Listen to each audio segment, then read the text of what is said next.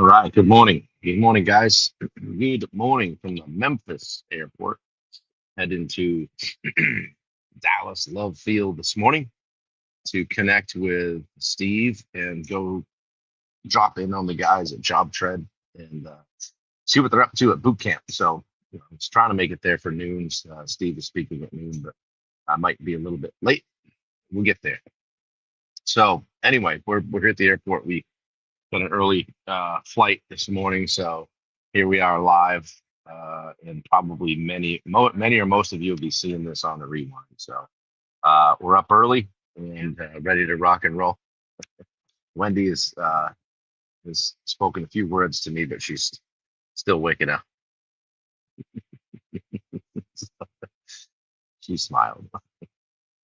Uh, anyway, we're just coming off a few days in Memphis, actually Stanton, Tennessee, at the Mid South Ponds retreat, and we had a great time. We got to speak a couple times and be on a panel, and just had some other great speakers there. Steve was there, and Jacob Salem came in, Clayton Graba. Who else did we have? Yeah, okay. Tim Catroni was there, added a lot to the event.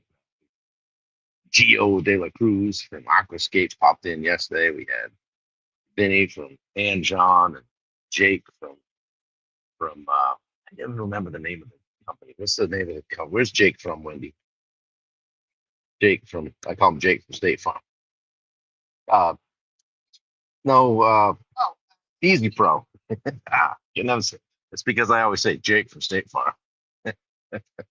So manufacturers and distributors of pond related equipment, and we're just learning more and more about that industry, which is key.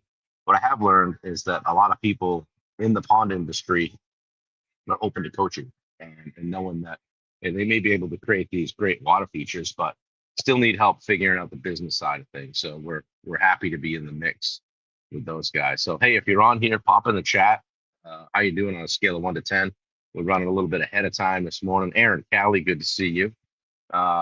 So yeah, our flight boards in 45 minutes or so. So jumped on early this morning to do the live. I think I lost track of the days. I think it's I'll make sure I count tomorrow. Day 321 or so today, which is cool. Coming in at a 9. Great to see it. So today I wanted to jump on to something that I was gonna jump on Monday, and then I just got having fun with those guys right before breakfast and just brought some different people on and get just kind of immersed in the environment, excuse me, there at the event. So we had fun. I had Dan Bennett on, Tim Petroni, Bubba. Yesterday we had Clayton Graba on play, and good dude. Can help you with customer retention. So we'll get him on again to pick his brain a little bit. So, and I'm going to start doing a little bit more of that, get some people on to join me that can I don't know, just bring some insight to what you guys are trying to do business wise and help you out any way that we can. So I want to talk today about knowing your numbers. You know your numbers, you know your business. Okay. This is part of my new series, the Contractors Playbook for Growth. Okay. So here are going to be some things that you guys can take with you down the road. For some reason today feels like a Monday to me. I don't know why. Maybe because we're just transitioning from the event. But hey guys, if you don't know your numbers, you don't own your business. Business owns you. And I went through that for a long time, maybe early on, because I really didn't have to quite so much. I didn't feel like I had to because I kind of handled the stuff in the field. My dad kind of handled the stuff in the office. He did his thing, and I did mine, and we both did very well at it. Later on, after he was retired, it was more work for me because I had to really pull my head out of the sand and look at stuff that I wasn't always I didn't always have to look at. So it's easier to hide from that stuff, guys. But the real truth is, it's just math. Okay, it's just math. All right, just take a look at your numbers. They tell the real story about the performance of the business. Anything you want to know about your efficiency and profit can be found in your numbers.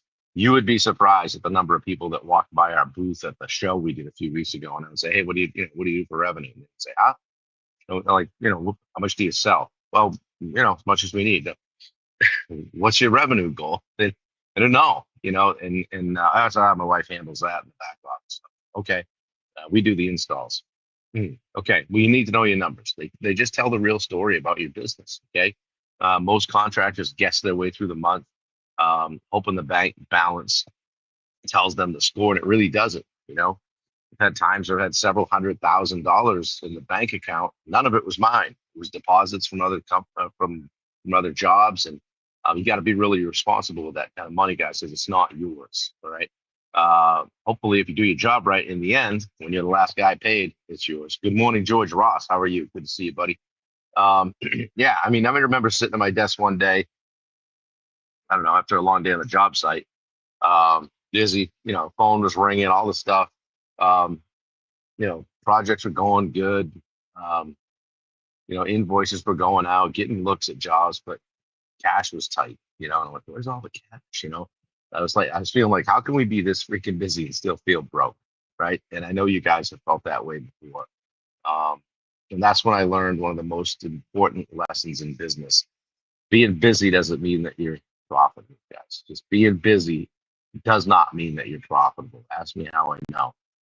Aaron says we just set up a board of advisors doing a quarterly deep dive. Love to see it. Yeah. Good morning, George. Good morning, Michelle. Up early. I love it. Yeah, guys, once I started tracking the right numbers, like job costs and margins and leads and closing rates, overhead, I could finally see what was working and what wasn't. Don't be afraid of digging into a P&L, profit and loss statement. Okay, learn how to read a profit and loss statement. If you don't know how, give me a call and I'll walk you through it. There's some main things in there that you can look at that can be some real indicators for your business. Good morning, Luke McGee. Good to see you. George says I separate my accounts, keep deposits in another account to help me organize.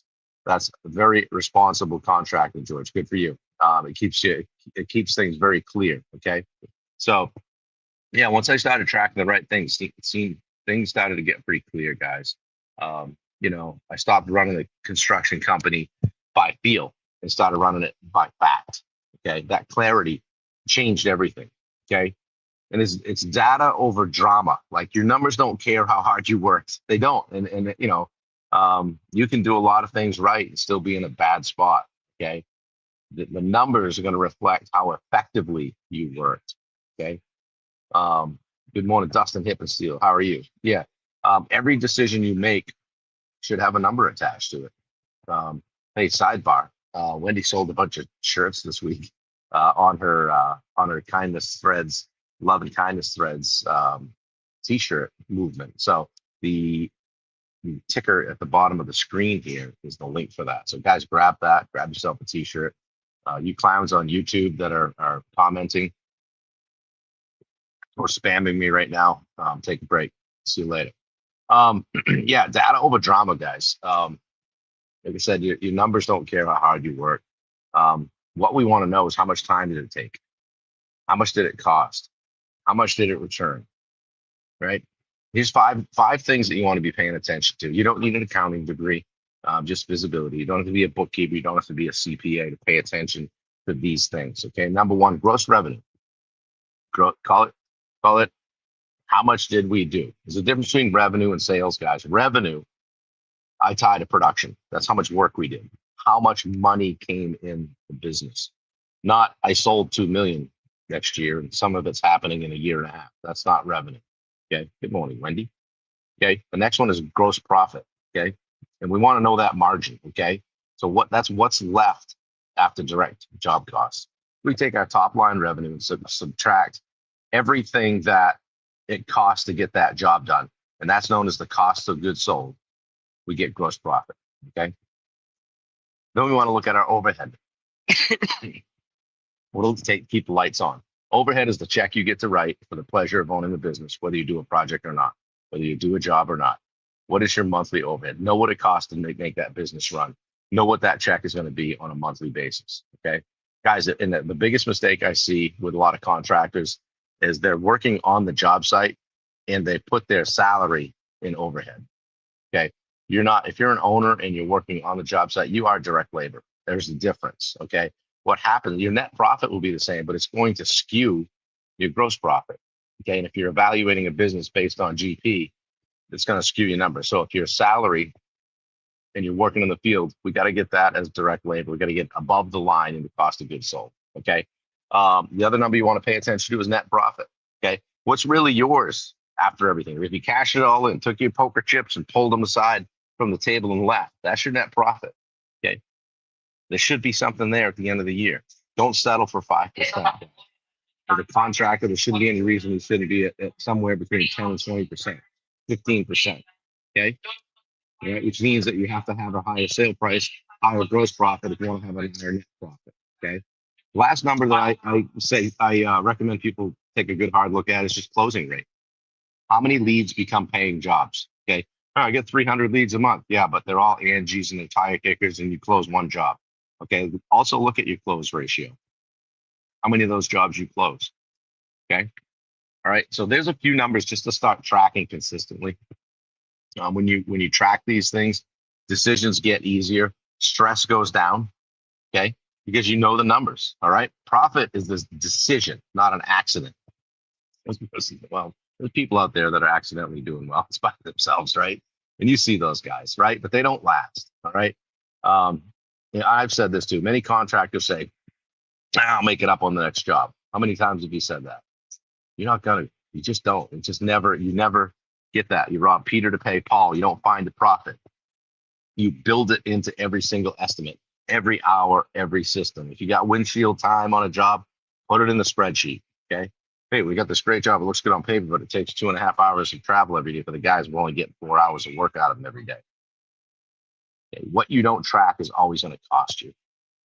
The moment you decide to lead with the numbers and take the emotion out of it, you stop playing defense and stop playing offense, and you're going to be around a while. You're going to be one of the 10%, 4%, excuse me, of businesses that survive after 10 years. Okay.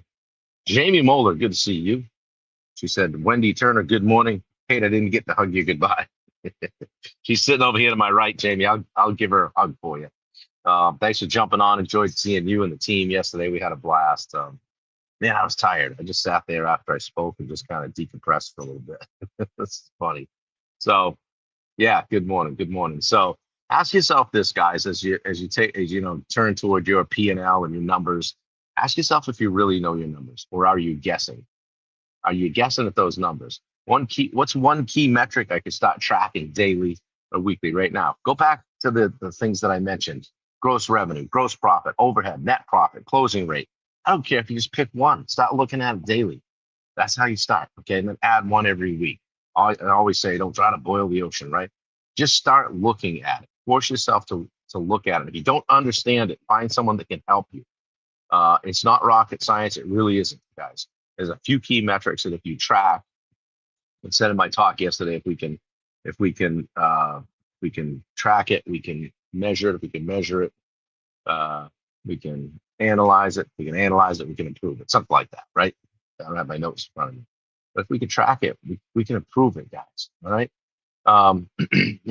What would change if I had total clarity about profit on every job? What would change? Hey, you might not buy that new piece of equipment, or you might lease it, or you might put more down or less down on it. Those are the things the information that you can get from looking at your P&L, from doing some cash flow projections. Leg it out 6 months. Where do we know what we have for? Well, we're booked out 6 months. Good. Drop those cash payments in over the course of 6 months and see where you're going to be. And it will definitely affect the decisions that you make. Okay. How about doing this? Pull your last 3 jobs and calculate your true gross profit margin. If you don't have time during the week, do it on a Saturday. Do it when, in the morning, 6 a.m. or something with a cup of coffee. I know a guy that used to work on Saturdays for 4 hours every Saturday, just, 9 to 1, something like that. And it was just for the purpose of working on the business.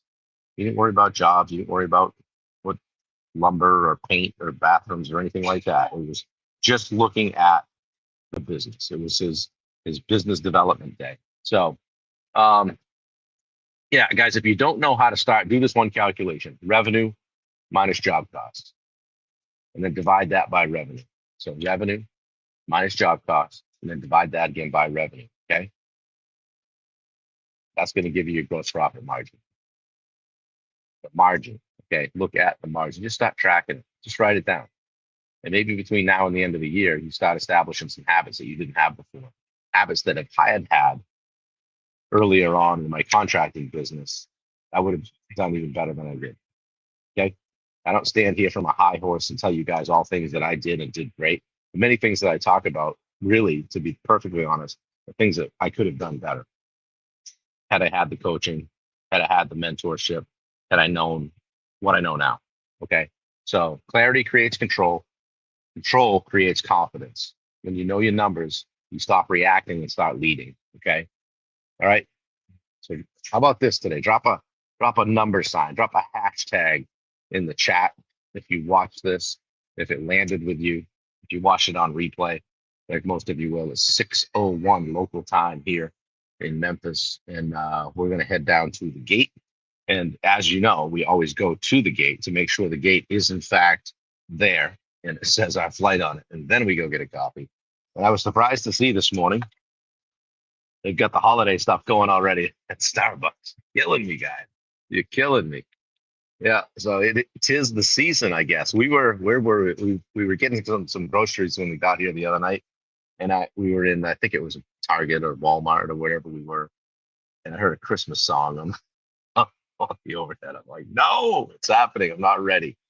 So anyway, guys, I hope you have a great, what's today? Thursday?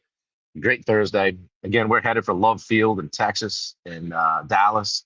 See Eric Fortenberry and the gang at JobTread as they do their monthly boot camp. If you're a JobTread user, yeah, Jamie, no, hashtag know my numbers.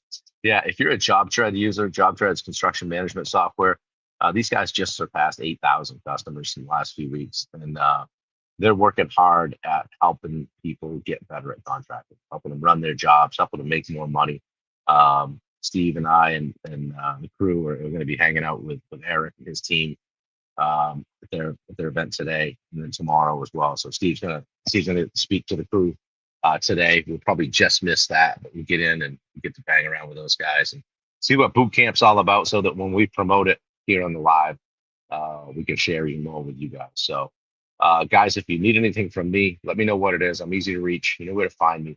Do me a favor, share this out. If you've got somebody that you know that's in business, running a small business, and they could use to hear a little bit of a gentle shove to look at their numbers and pay attention to it, pull your head out of the sand. It doesn't go away, guys. It doesn't grow back. Okay. And wouldn't you rather know something now about your business thing at the end of the year? And you say, man, if I'd just been able to gone back to mid-November, I might have been able to fix that and get out ahead of it. Okay. Throw a hashtag in the chat if this meant something to you today or if it landed or resonated at all. I appreciate you guys. Don't forget, check us out on our daily sales accelerator inside the Rosenberg Group. We'd love to have you. We had a few new clients sign up over this week, which was exciting. We get excited to work with more people. So check out the love and kindness threads. Wendy's been wearing the t-shirts. People bought some at the event.